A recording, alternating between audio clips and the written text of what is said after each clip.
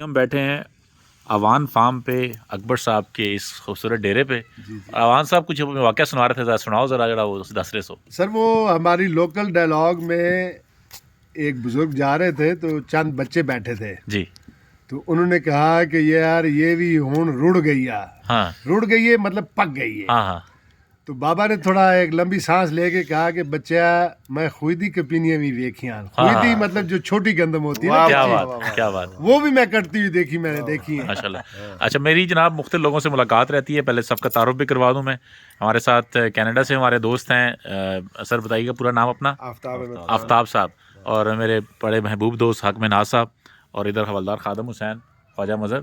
हम बैठे हैं इस वक्त अकबर साहब के इस खूबसूरत डेरे पे और ये इनकी एक बाग है यहाँ पे। और इस बाग के अंदर उन्होंने यहाँ पे सिट्रस भी लगाया हुआ है, यहाँ पे ऑलिव भी लगाया है, यहाँ पे अंगूर भी लगा है। और ये ऑर्गेनिक के माशाल्लाह मुबल्लिग भी हैं, ऑर्गेनिक खेती भी करते हैं। तो सर ये आपने कितने अरसे पहले ये जो है ना ऑर्गेनिक का ये फ़लसफ़ा शुरू किया, और ये तो मुश्किल काम था, फिर आपने ये क्यों चूज़ किया? देखिए जी, मैं I am retiree from Schlumberger. Sir तो मेरा ख्याल है कि हमने जो तोपे बंदूकें चलानी थी वो चला दी हुई है। जी। अब टाइम है टू लिव गुड। और लिव गुड मेरे नज़दीक ये है कि आप अपने मन पसंद तरीके से रहें। वाह वाह। और उसमें जो मेरे लिए बहुत ज़रूरी चीज़ है वो खाने पीना है। क्या बात है which I really live to eat, sir. Not eat to live. Sir तो उसके लिए मैंने काफ़ी, जब मैं शहर में भी था तो I use to live in Islamabad, तो मेरा ख्याल था कि मैं खालिस चीज़ें इकट्ठी करूँ ना। जी। मैंने बड़ी कोशिश की लेकिन आज आके कोई कामयाबी नहीं हासिल हुई। ठीक है। तो मैंने फिर फैसला किया कि I have a place, I should move there, और मैं जाके खुद अपनी चीज़ें उस लेवल की उगाऊं जो मुझे पसंद है। क्या बात है। तो मुझे तकरीबन अरसा 10 साल गुजर गए हैं यहाँ पे आए हुए। I am living here. और मेरी अल्हम्दुलिल्लाह जितनी भी खेती बाड़ी है वो 100% ऑर्गेनिक है। गुड।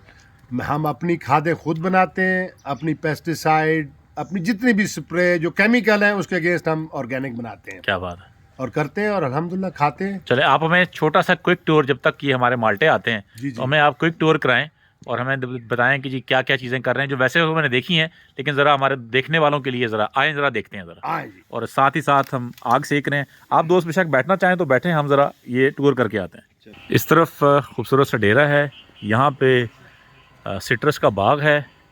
और अच्छा सर, साथ साथ बताते जाएं कि ऑर्गेनिक जो खेती है ये क्यों ज़रूरी है, और हमें केमिकल्स और ये सारे मसले से क्यों अपनी जान छुड़ानी चाहिए, और ऑर्गेनिक की पहचान हमारे जो है ना खाने वालों को क्यों ज़रूरी है? सर वो सबसे बड़ी वजह ये है कि एक तो बदनसीबी से हमें कोई चीज़ वैसी नहीं मिलती जैसी बताई जाती है, जैसा उसके ऊपर लेबल होता है। ठीक है। सबसे पहले। दूसरा, ऐसे ऐसे केमिकल है, as an general farming community जो है कोई इतनी वो साइंसदान नहीं है, तो उनको ये तयन करना कि इसमें क्या ख़राबी है, ये मेरी सेहत के लिए कैसे मुज़र है और ये क्या करेगी मेरे साथ। जी। तो ultimately it push me to go to organic. Organic में कम से कम ये है कि जो मैंने डाला है अपनी फसल को, अपने बाग को, मुझे पता है कि वो क्या है। अच्छा, वो साथ बताएं भी। एक तो आपने यहाँ पे ये कंपोस्ट का प्रोग्राम किया हुआ है, इधर आपने जो है अपने लिए एक ऑर्गेनिक आप पेस्टिसाइड कह लें या ऑर्गेनिक मटेरियल तैयार किया हुआ है। ऑर्गेनिक पेस्टिसाइड प्लस ये इन्हांसमेंट लिक्विड है, इन्हांस करता है आपके पौधों को। ठीक है। उसके बाद ये कंपोस्ट है। ये कंपोस्ट के आपने बेड बनाए हुए हैं, और ये कंपोस्ट बेड आपने बड़े खूबसूरत यहाँ पे सेटअप किए हुए हैं, बड़े मॉडल किस्म के हैं। ये इसमें 5x5 है जी स्क्वायर में। और इसके अंदर जैसे ये भरा हुआ है, इसमें हमने शुरू में इसका जो तरीका है वो ये है कि हम पहले इसमें ग्रीन लगाते हैं नीचे। ठीक है। पहले 5x5 का खड्डा खाली करते हैं जी। खाली करने के बाद जैसे वो हम आगे दिखाते हैं, उसमें आपने पहले ग्रीन लगाया, फिर क्या किया आपने? फिर उसके ऊपर एक परत जो है गोबर की लगाते हैं। ठीक है। गोबर में जानवरों का गोबर, गाय भैंस का भी हो सकता है, ठीक है। भेड़ बकरियों का भी हो सकता है, आपका पोल्ट्री मनूवर भी हो सकता है। ठीक है। उसके ऊपर फिर हम एक ब्राउन लगाते हैं। ठीक है। एक लेयर ब्राउन लगाते हैं एंड वी कंटिन्यू। उसमें लीफ भी हैं, आपके दरख्तों के पत्ते हैं और दूसरी चीजें भी हैं। और ये कितने टाइम बाद तैयार हो जाती है आपकी ये खाद? ऑलमोस्ट इट टेक्स, हम जो करते हैं इसमें हमने OWDC है, वेस्ट डिकम्पोजर। बेस्ट डिकम्पोजर भी डालते हैं आप इसमें? वो डिकम्पोजर लाते हैं, वो उसको डिकम्पोज होने में जरा मदद करता है। तो कितना टाइम लग जाता है? 3 मंथ तकरीबन। 3 महीने में आपकी ये खाद तैयार हो जाती है और फिर ये खाद आप अपने पौधों को भी डालते हैं और आपकी आए फील्ड भी देखते हैं आगे।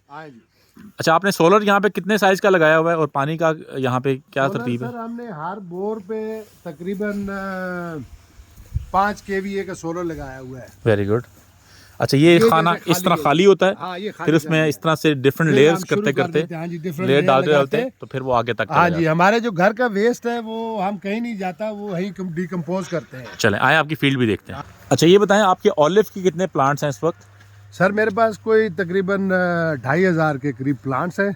अच्छा, जिनमें से 50% जो है वो फल पे हैं। अच्छा, गुड। और other 50% they are on the way. और ये सारा आप ऑर्गेनिकली इनको सारा दे रहे हैं? सब कुछ 100% मेरी जितनी भी खेती है सारी ऑर्गेनिक है। Very good. इसमें कोई किसी किस्म का ये जो आपकी ये कितना उम्र है इन पौधों की?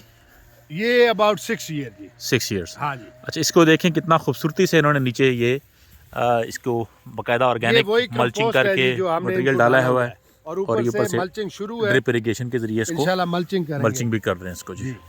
अच्छा, ये आपकी माशाल्लाह बड़ी खूबसूरत ऑर्गेनिक खेती है। उस तरफ आपका वो बाग है जो अंगूर का। जी, अंगूर कौन सी वैरायटी आपने लगाई हुई है? ये सर किंग रूबी है मेजॉरिटी। ठीक है। और थोड़ा सा NCR है ब्लैक।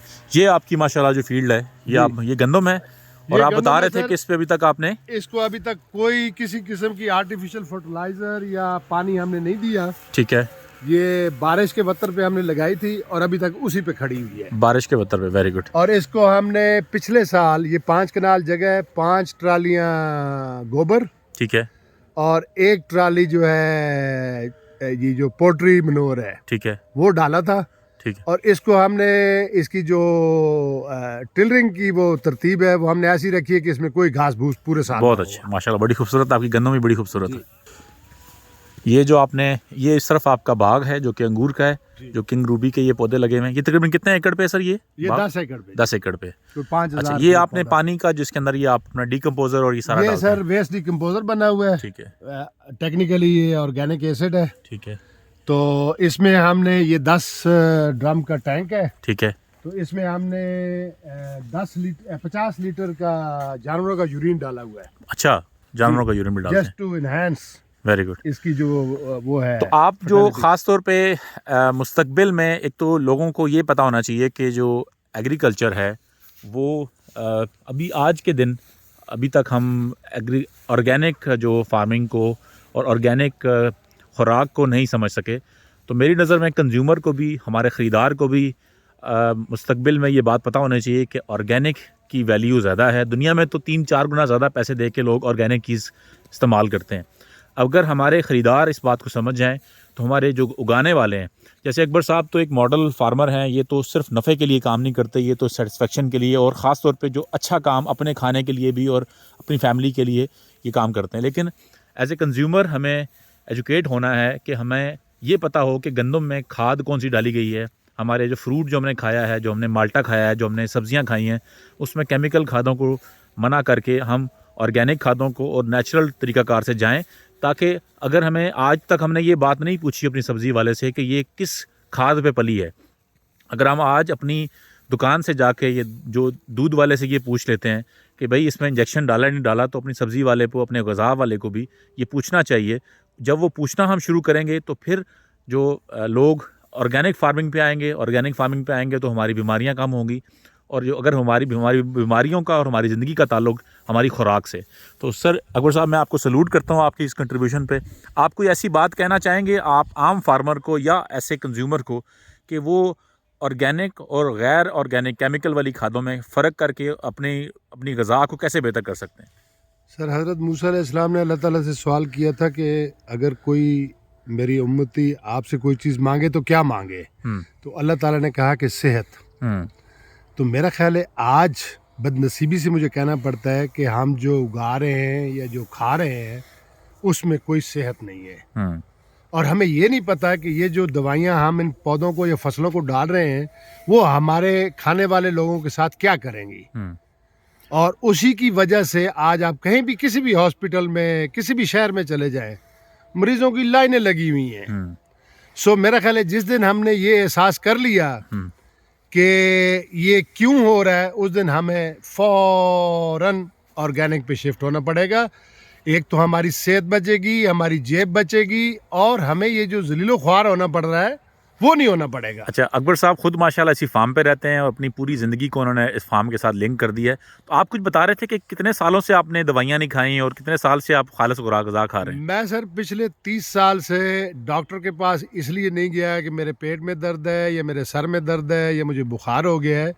मैं यही गज़ा इलाज बिल गज़ा करता हूँ अल्हम्दुलिल्लाह। माशाल्लाह। और हाँ, मैं अपना दांत चेक कराने जाता हूँ, अपनी नज़र चेक कराने जाता हूँ, क्योंकि मुझे चश्मा लगवाना पड़े तो मैं डॉक्टर के पास ही जाता हूँ। अदरवाइज़ मैं, और ना ही मुझे ये अंग्रेज़ी दवाइयों के बहुत सारे नाम आते हैं। माशाल्लाह, आए चलें आपका वो किचन गार्डन भी देखते हैं, फिर वापस आते हैं। और माशाल्लाह बड़ी खूबसूरत आपकी गंदम की फील्ड भी साथ साथ देखते जाते हैं। और इस तरफ अंगूर का, अच्छा अंगूर पे आपने ये जो लगाए हैं, ये जो लोहे के पिलर्स, उसका आप बता रहे थे कि हवा चलने की वजह से कुछ गिर जाते हैं, तो इसके बारे में भी हम आपको बता चुके हैं।